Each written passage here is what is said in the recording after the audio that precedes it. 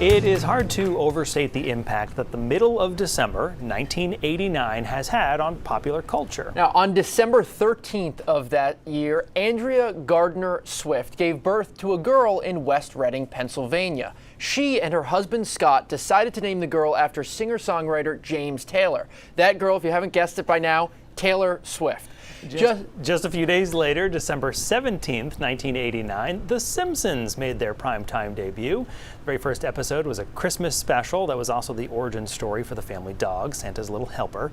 Well, for 35 years, Homer, Marge, Bart, Lisa, and Maggie, and the dozens of significant side characters who have made up the town of Springfield have been in the zeitgeist. Mike Reiss has been there since day one. He's a writer, producer, and showrunner, and he's given a lot of credit for the general tone and thrust of the show. Well, in fact, we got to speak with him in 2019, and he told our Rob Caldwell then that when he first got the job, he thought his career had hit rock bottom. You got to remember what cartoons meant in 1988. This is before Pixar, it's before even The Little Mermaid, and cartoons were just the crappy, cheap stuff you saw on Saturday mornings. What was your thinking the first week or two when you started working on the show? What did you think about how can I make this show funny? How can I make this show work? None of us were taking the job seriously. Again, nobody thought it would turn into anything, so it was just a really fun summer job. We would laugh all day. We'd throw anything we felt like throwing into the script because we said nobody's going to watch this. You and the other writers all thought it would last maybe 6 episodes. Sam Simon thought 13 episodes, right. But that was the longest anyone thought it would go. Yeah. 13 episodes. Yes, that was back when if a show was weird and offbeat, the critics would take notice and then we get canceled after 6 weeks. My birthday's in 2 days. I'm going to be 8 years old. It's a big number, almost double digits. Well, enjoy it while you can. Everything changes when you hit the big 1-0.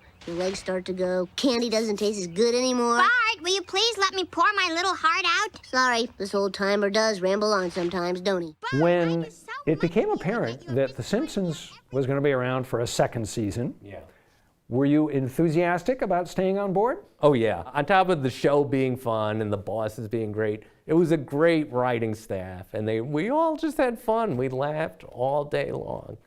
Because it's an animated show, there's a lot of pressure on the writers because if the show stinks, you can't blame the cinematographer. You can't blame the trained dog that's supposed to come out and steal the lamb chop off the plate and doesn't do it right. If the show is bad, it's mainly because of the writing. Yeah, it's hard work to write these scripts because people, they're just relentless.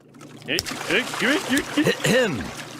was $8 a pound, sport. $8 a pound times, say, 5 pounds is, let's see, how many pounds in a gallon? And it's become much worse since the show went to high def about 10 years ago, because then people can see everything. So we had a scene where Lisa's in a library, and the boss goes, all right, well, we got to write titles for every book in the library. She's in front of a bookshelf, and people will be able, used to just put a squiggly line on the side of a book. Now we had to write 30 funny titles for the people who would freeze frame and look at them all. So that was the last time Lisa went to the library. In 30 years, a lot of writers have worked on The Simpsons. By far the most famous is a guy who was unknown until he landed a job as a late-night talk show host, Conan O'Brien. He just was full of energy, and he was, his pitches were funny, but he was funny, and he just felt like the 8 writers were this audience who had paid to see him. And I would walk by his office sometimes, and I'd look in the window, and I saw he was doing shtick for nobody at all. He's just funny. He's this creature of pure comedy. The show has lasted longer than any other scripted primetime series in American television history. Yeah. What do you think has made it go so long?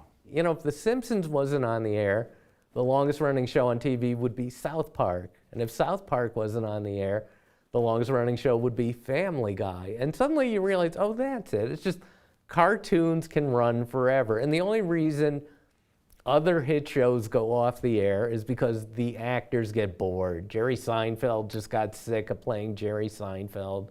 Frasier got tired of being Frasier. These guys, Ted Danson, who's done so many shows. You know, he could have done Cheers for 40 years. People would have kept watching that show. It's just the actors get bored, and Homer Simpson never gets bored playing Homer Simpson. Can you help me get my ball down from the roof, Dad? Sure thing, honey.